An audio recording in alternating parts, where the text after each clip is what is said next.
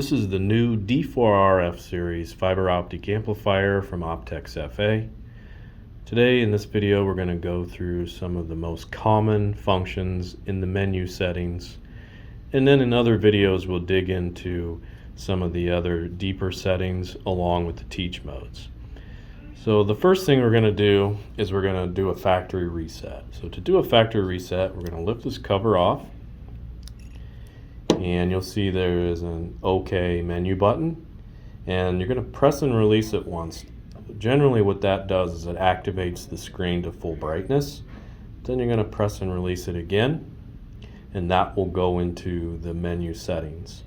From there we're going to press either the plus or minus button, press and release it until we get to reset. And then once we get to reset, we're going to press the OK button. And this is reset yes, no. So we're going to hit this button here, factory reset, press the OK button. Once it's done, it'll say completed, and then it goes to the initial startup screen. Now on the initial startup screen, this is where you set up the language, and you just have to do this one time after a reset or at the initial power up.